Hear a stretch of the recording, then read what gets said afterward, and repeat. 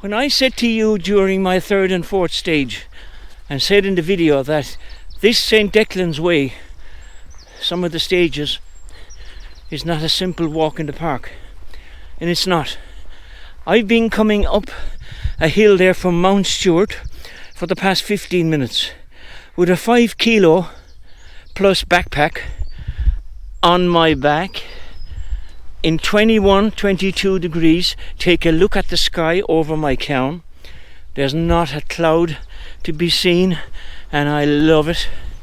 But in 21 degrees and you're facing into a long hill with a 5 kilo backpack, or with any backpack, on a day like today, which is most enjoyable, that's when I say to you, it's not all level, and it's not easy going, and it's not just a simple walk in the park. So you're going to find sections like this on the way, so be prepared.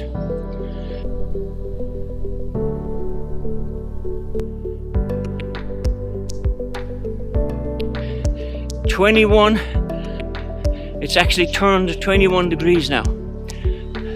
Sky is blue to the horizon. Coming down off the hill, there was a little cottage back there on my right, a couple of fields back, and there was a little Jack Russell dog out in the road creating havoc. I've always been of the impression that the smaller the dog, the bigger the racket. But anyway, on this occasion I was proven correct.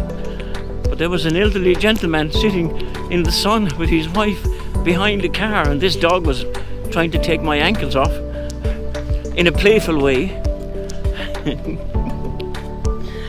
And he didn't see me coming along. He heard the dog kicking up the racket, and then he saw me and he saw the dog snapping. So he came out to the gate, and there was this string of 4-letter words: "You stupid effing idiot, get in alright." Every day, on every stage, since I began walking St. Declan's Pilgrim Way, I've been absolutely blessed with the best of weather.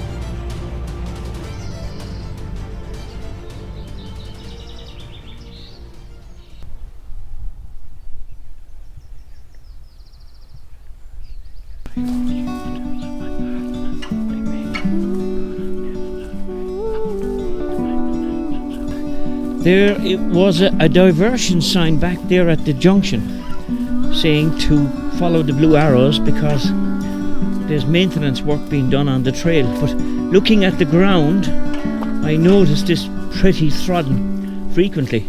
So I'm going to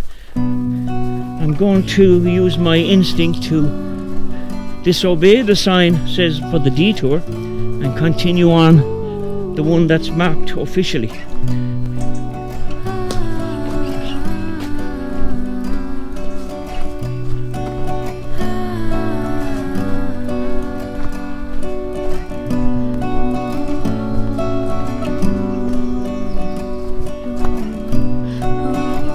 I've come down the official track, and as yet I haven't seen the reason for the diversion, but no doubt there might be something up ahead, but we'll worry about that when we come to it.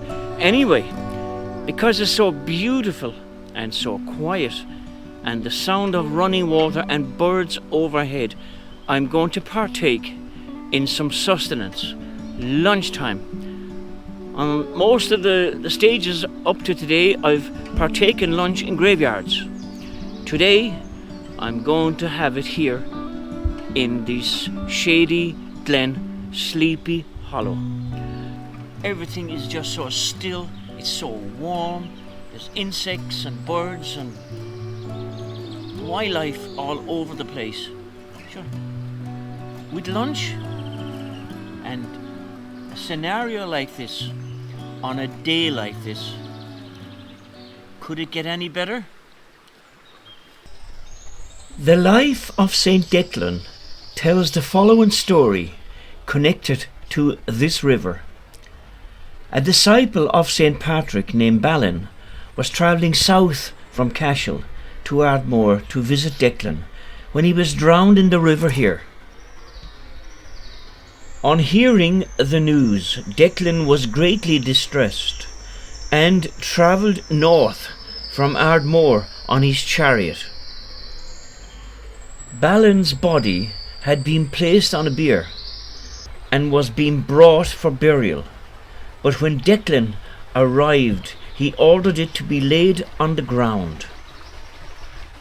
After praying over the body, he commanded, "In the name of the Trinity, in the name of the Father, and of the Son, and of the Holy Ghost, whose religious yoke I bear myself, arise to us, for God has given your life to me."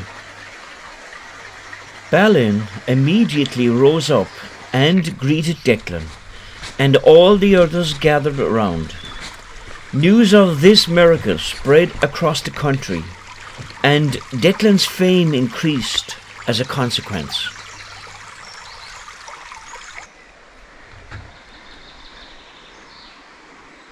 You could probably call this place the Garden of Eden, very easily. To me today, it's the Garden of Eden. The weather is splendid, outstandingly warm. The countryside is magnificent. The location where I had my lunch is beyond all one of the best places I've ever had lunch on a walk in my life. It is just a Garden of Eden.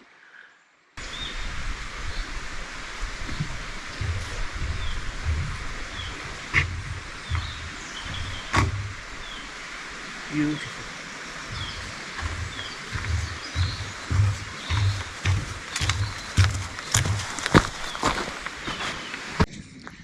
Now, deep in the woods, after crossing the little stream, and I'm heading up into mature woods here.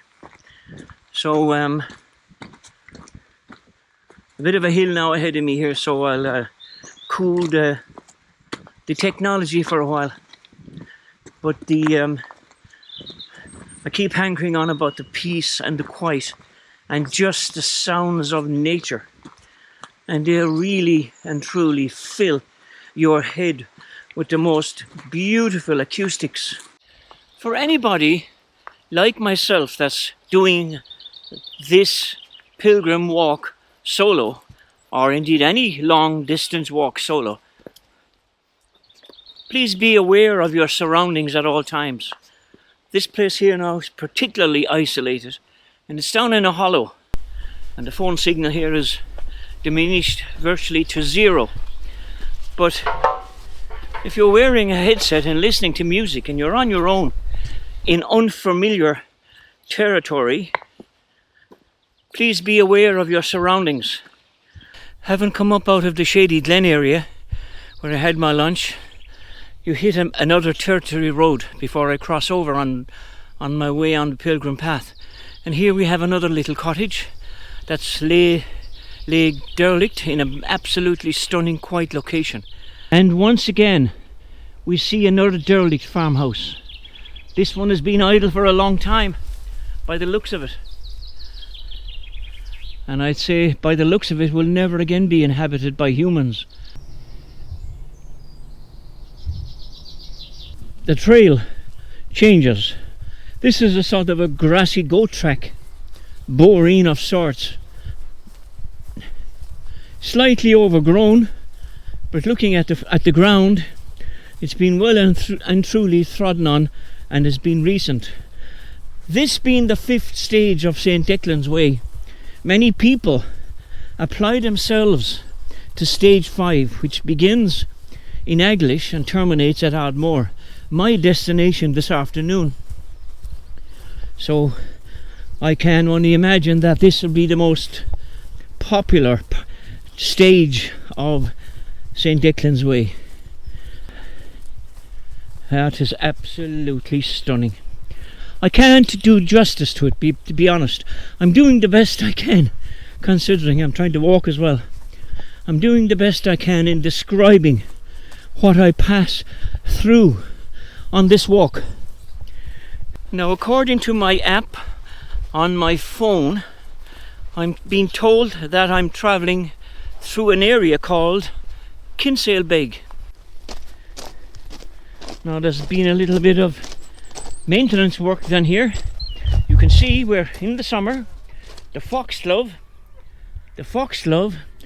is in bloom, and I love the foxglove.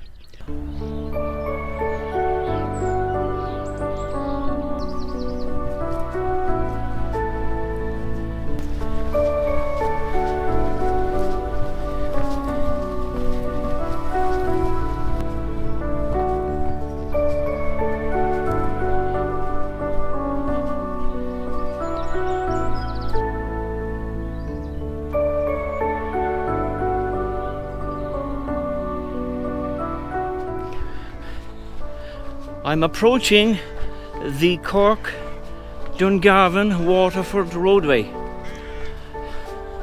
which is a very, very busy road. So I just crossed the Cork Dungarvan Waterford roadway, and I can see up ahead of me the St. Declan's Wayward sign to my right. Oh, at last, I just need to get off. I need to get off that roadway. The noise is crazy.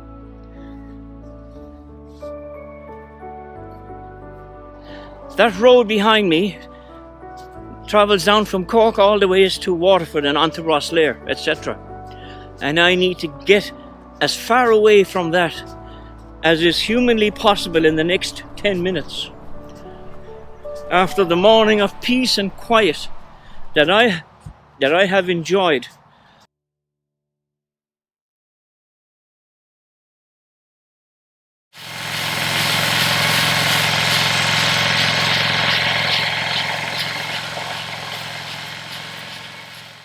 I'm standing here in a field of freshly cut grass, whether it's again hay, destined to be hay, or whether it's going to be picked up as silage, I don't know.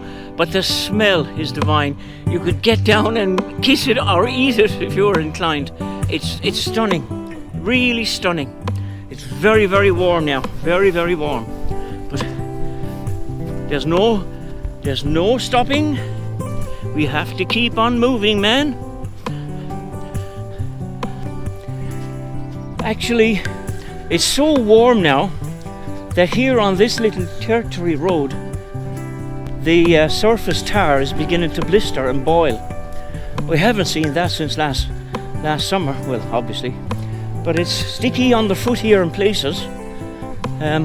23, 24 degrees now. Now, once again, we have another hill on roads less travelled. And the hills become punishing when the backpack is heavy and it's 23 or 24 degrees. Just turned 23 and a little bit degrees, and I've had to take a little bit of shelter whilst I consumed half a litre of Ishka. I met a little old lady there a few kilometres back, and she told me that there's a shortcut to Ardmore. And I said, no, well, I'm adhering to the Declan's Way defined pathway. And she says, if you're sure nobody will know. Well, I said, that's true, but I said, I'll know. I said, I'll know if I took a shortcut. So I didn't take her advice, and I thanked her for saying So I continue on my way on the chosen route. To be quite honest, there isn't much point really in taking shortcuts. Even that nobody would know. It defies the purpose of embarking on this walk in the first place.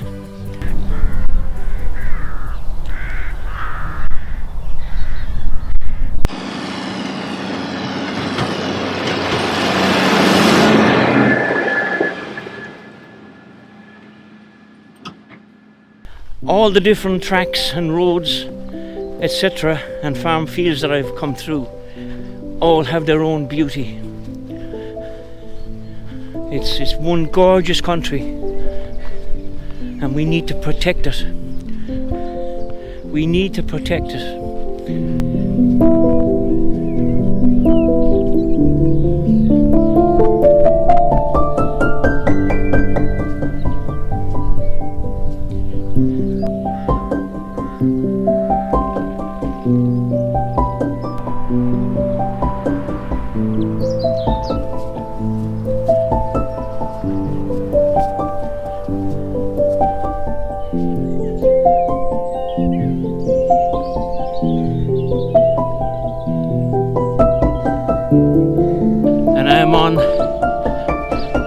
Last kilometre or so towards the beach at Ardmore.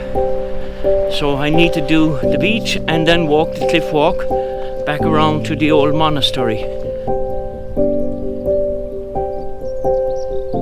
Well, at last I'm here on a magnificent golden beach on a beautiful day at the very end stage of the St. Declan's Way. I've arrived in Ardmore. I have this beach to myself today. In spite of the glorious weather, we don't have people here. Of course it's a weekday, so the hordes are at work or hiding out from the sun.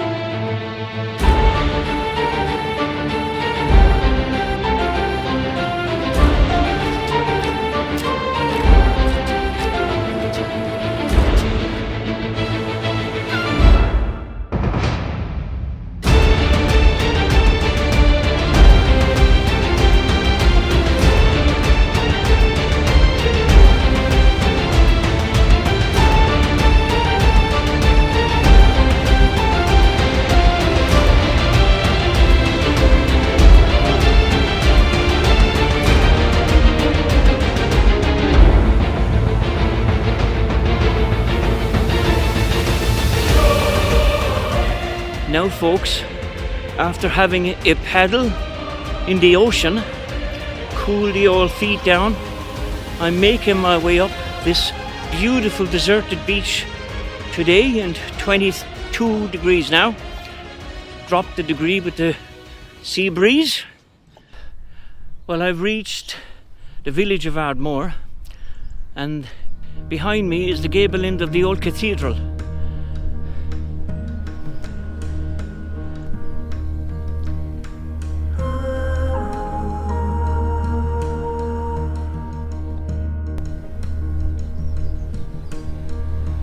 The Oakham stones are of the 5th or 6th century, while the stone chancel dates to the 9th century.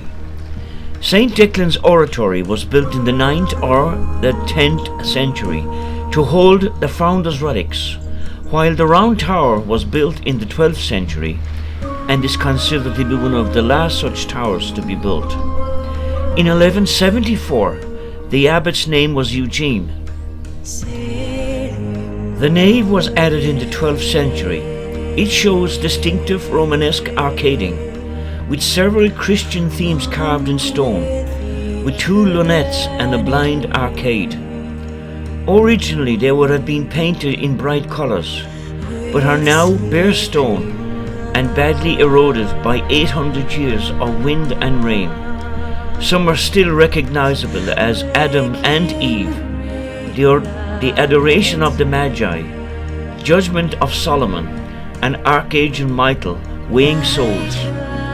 a bishop blessing a warrior, possibly a crusader image, or the conversion of the Dacia movement to Christianity is also visible. These may have been inspired by similar carvings at pilgrimage sites such as Rome or Santiago de Compostela. Ardmore became a cathedral in 1152, seat of the Bishop of Ardmore. The cathedral is of stone and is unroofed, divided into nave, chancel and choir. 8 medieval grave slabs are present. St. Declan's stone oratory is floored in large flagstones and contains an empty grave recess. Pilgrims used to remove earth from the hole. It measures 13 feet by 8 foot. This small building is traditionally the burial place of St. Declan, the founder of the monastery at Ardmore. He is said to have been already a Christian bishop in Munster before St. Patrick arrived in Ireland, and is one of the main reasons for the belief that Christianity may have come to the southeast of Ireland earlier than the rest of the country.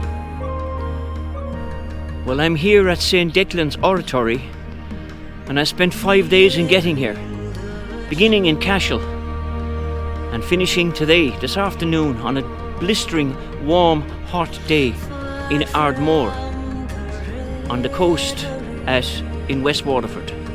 St. Declan's oratory. Nothingness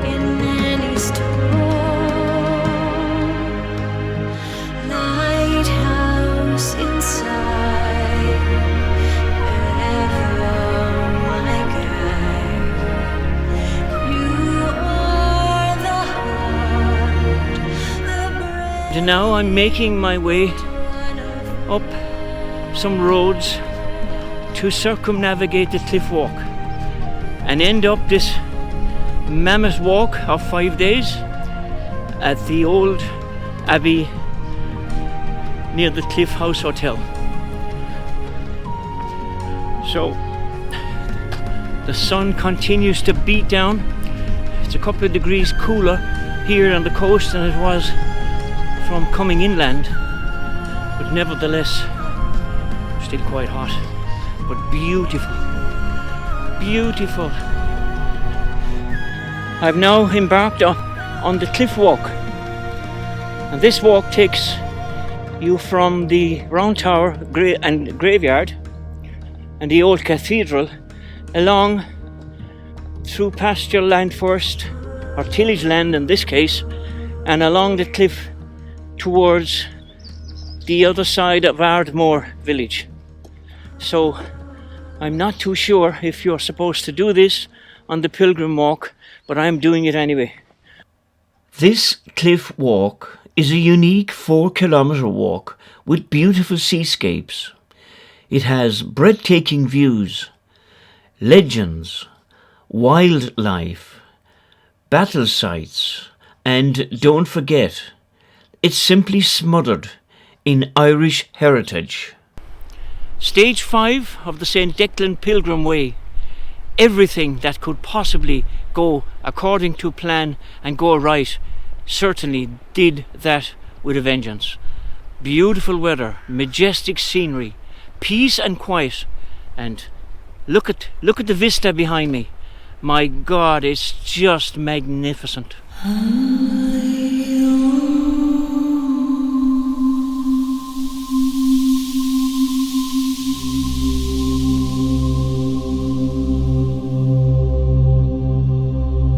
The heat is relentless, Couple of degrees cooler, as I said earlier, but nevertheless still relentless. So very lucky I brought the sun cream today with me, because 6 hours on this kind of heat can certainly barbecue somewhat.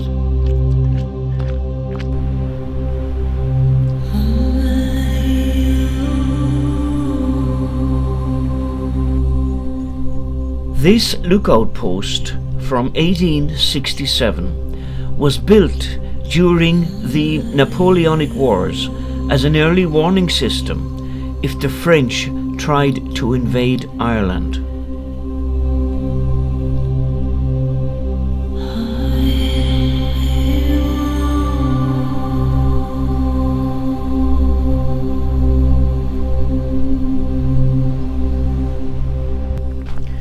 It's been a long, hot day.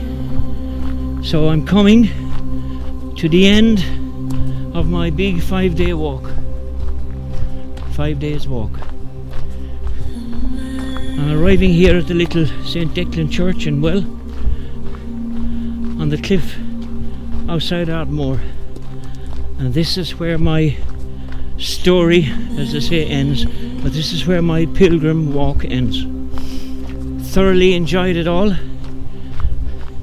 And once more, for the final time, I recommend it to everybody and anybody who dons some hiking gear, boots, and has a desire to walk. Give this pilgrim walk a go. Okay, so there's the gable end of the little medieval church. So my walk finishes in the next 10 minutes.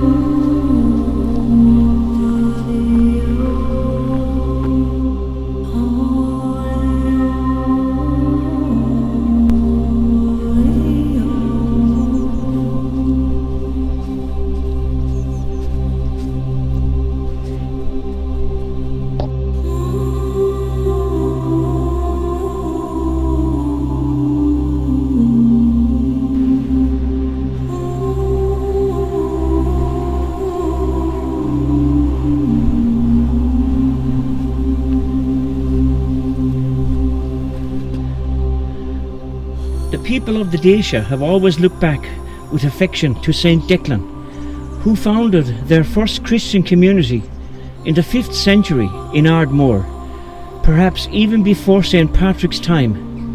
Declan for them is the Patrick of the Dacia.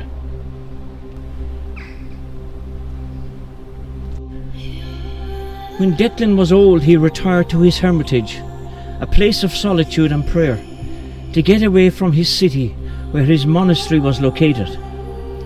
In art he is often shown with his little bell, which according to legend was wafted across the sea from Wales, where he had been visiting, on top of a large stone after his servant had forgotten to pack it. Follow that stone, said Declan, and wherever it comes to land, it will be the place of my resurrection. And guess what? It landed in Ardmore.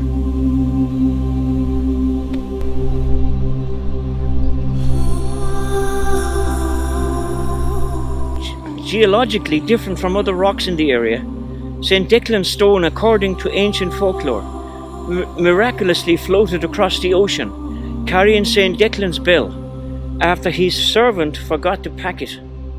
He decreed that wherever the stone came to rest would be the place where he would set his episcopal residence, and hence Ardmore became Ireland's first Christian settlement in the 5th century. Numerous healing virtues are attributed to it, and it is a place of special interest on St. Declan's patron day, the 24th of July each year. Behind me, folks, is St. Declan's stone. Believe what you will, or don't believe, this is reputed to be the stone. So, this concludes my journey, this concludes my walking, 5 days of walking St. Declan's Way. And this afternoon, in brilliant sunshine, in a beautiful heritage village of Ardmore in West Waterford, I say goodbye to you all, and thank you for tagging along for 5 days with me, putting up with my waffling and so forth. Hopefully, I've shown you what this magnificent St. Declan's walk is all about. The terrain, the places you go through, and hopefully if you do decide to do it, that you'll be blessed with the weather that I have enjoyed over 5 days on the road. So take care and God bless you all, and thank you for your likes, your shares, your chats and your comments. You're the driving force. And one other thing is, remember, life is for living. So get out there and enjoy it. At least do your best. Today is guaranteed. Tomorrow may not be here to enjoy tomorrow. So it's today that matters. Take care, folks. Bye-bye.